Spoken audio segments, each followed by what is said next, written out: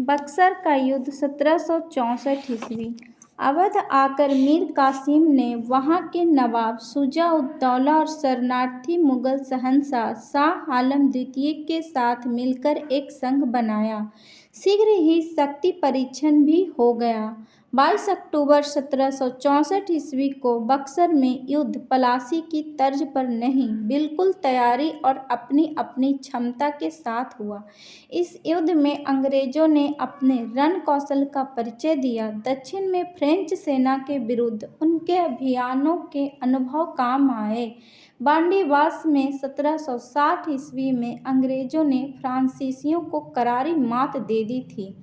मीर कासिम का संघ बुरी तरह पराजित हुआ। इस युद्ध में उत्तर भारत की प्रत्येक संभावनाओं को अंग्रेजों ने कुचल दिया और मुगल शक्ति की बची हुई साख भी धूल में मिल गई।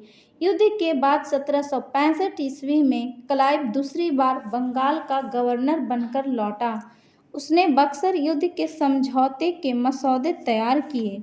मुगल शहंशाह से बंगाल, बिहार व उड़ीसा की दीवानी प्राप्त कर ली, परंतु क्लाइव के आने से पहले मीर जाफर की मृत्यु हो चुकी थी।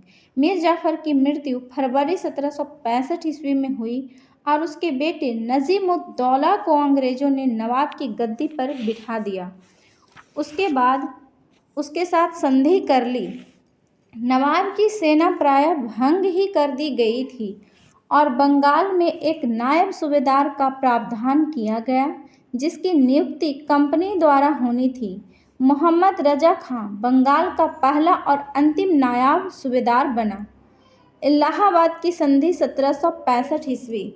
1765 में बंगाल के गवर्नर के रूप में क्लाइव वापस आया। उसने स्वयं को अपूर्ण कार्य को पूरा करने अर्थात वह अंग्रेजों को बंगाल में सर्वोच्च राजनैतिक शक्ति बनाने में जुट गया।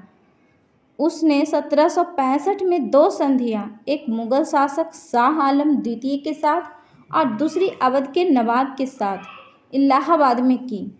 अवध के साथ संधि नवाब और अंग्रेजों के बीच हुई। संधि के अंतर्गत नवाब इलाहाबाद एवं कोरा शाह आलम द्वितीय को देने, कंपनी को 50 लाख रुपये युद्ध क्षतिपूर्ति के रूप में देने, बलवंत सिंह बनारस का जमींदार को उसकी एस्टेट का पूर्ण अधिकार देने और जरूरत के समय कंपनी को सैन्य सहायता देने पर सहमत हुआ।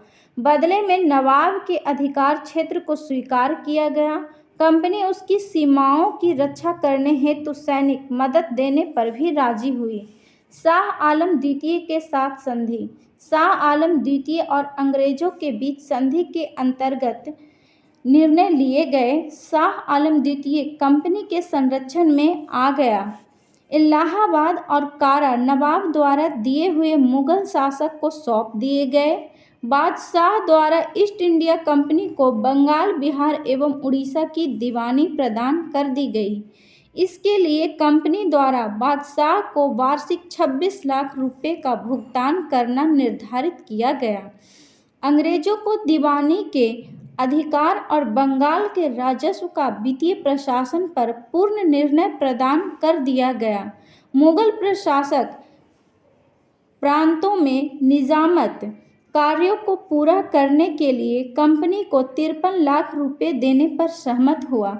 सुरक्षा, कानून एवं व्यवस्था और न्याय के प्रशासन का उत्तरदायित्व नवाबों के हाथों में था, लेकिन बक्सर के युद्ध के पश्चात नवाबों की सैनिक शक्ति वास्तव में मृतप्राय हो गई थी। कंपनी को दीवानी मिल जाने के बाद नवाबों की शक्ति पूर्णतः समाप्त हो गई।